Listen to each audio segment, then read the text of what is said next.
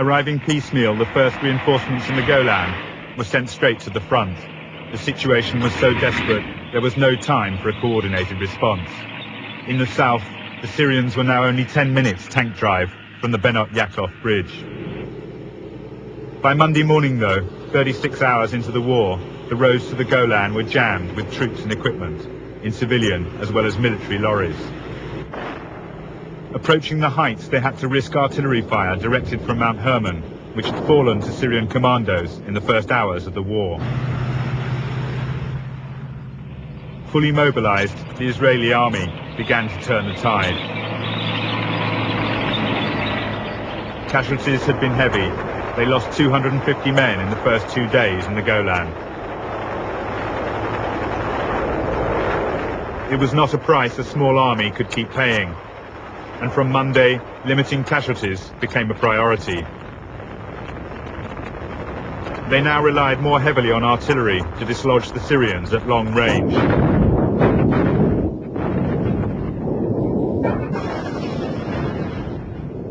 Yet Israel's part-time soldiers sounded confident. I think that we already are going to finish the war. They got the nice kick down, and we hope to be at the weekend at home. It would not prove that easy.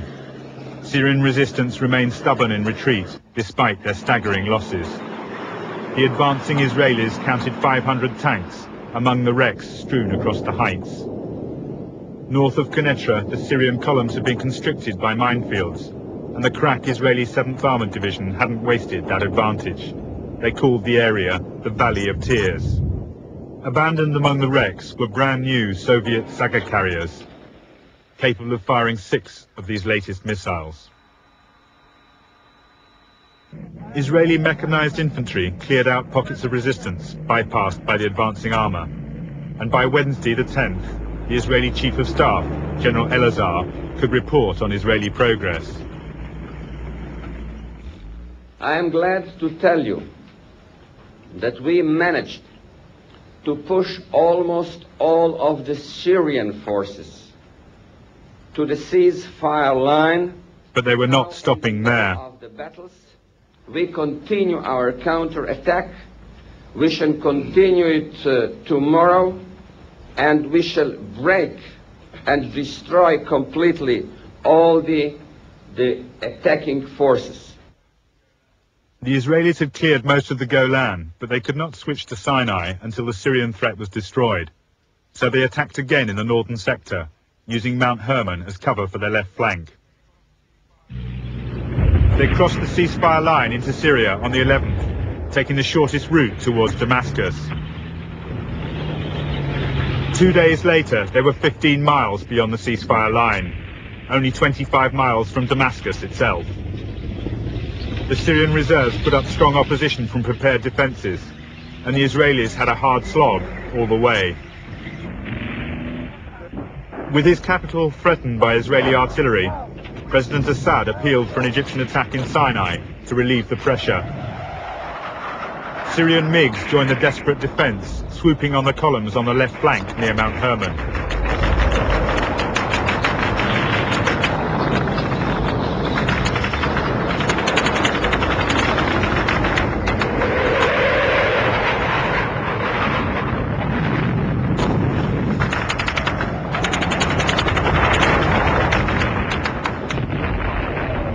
But it was a rare appearance, for in the air, the Israelis were once more in control. The MiGs couldn't match them in aerial combat, and having destroyed the bulk of the Syrian missile system, they were now attacking targets all over Syria, disrupting the Soviet airlift of military supplies.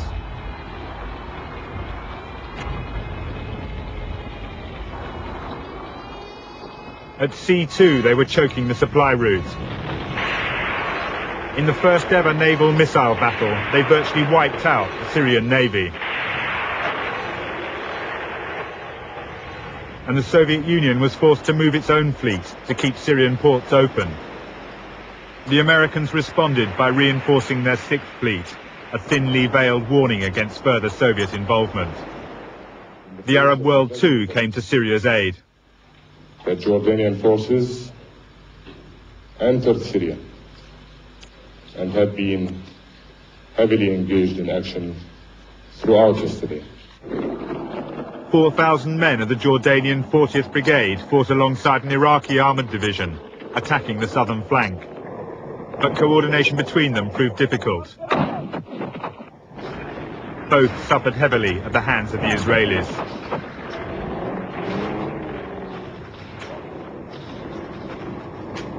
They were the last major armoured battles on the Golan front. The Israeli advance continued along the Damascus road until it ran up against the main Syrian defence line around Sassa. Now within artillery range of southern Damascus, the Israelis were content to hold their ground, switching forces to the Sinai front. In Sinai, by the 13th of October, the Egyptians had 3 bridgeheads on the eastern bank, which they'd extended sideways along most of the canal, but which were only 10 miles deep. Yet the Egyptians were confident. They'd achieved most of their aims and were well dug in behind an anti-tank and anti-aircraft missile screen. All around them lay evidence of the damage they'd inflicted on the Israeli counterattacks. All they had to do was wait for the ceasefire according to plan. But Sadat had changed his mind. On his express orders, the 2 armoured divisions which formed the main reserve on the West Bank began crossing to the east, responding to appeals for action by President Assad. After the war, General Shazli claimed that for 2 days he had argued against this move, fearing that it left no protection on the West Bank. But finally Sadat had given him a direct order, and he obeyed. The 2 fresh divisions were to lead a wide pincer movement to take Bir Gifgafa, forcing the Israelis to concentrate on their southern front.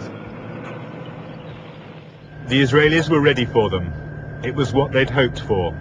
Tanks and infantry lay in wait, the latter now equipped with American TOW missiles.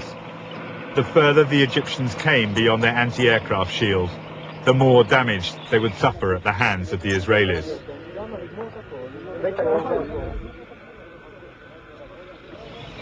At 6 a.m. on the 14th of October, the biggest tank battle since Kursk in World War II began. 2,000 tanks locked in combat along a 100-mile front. By nightfall, the Egyptians had lost a total of 264 tanks. The Israelis, only 10.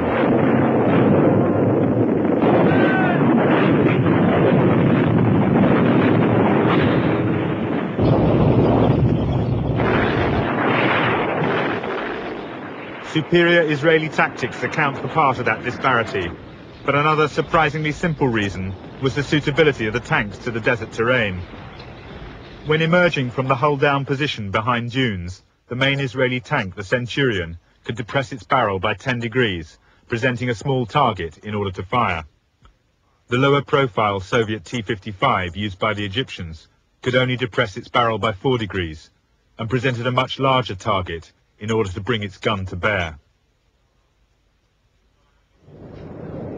It was not only the Egyptian armour that suffered. Once more they dropped paratroopers into and behind the lines, and once more the Israelis rounded them up.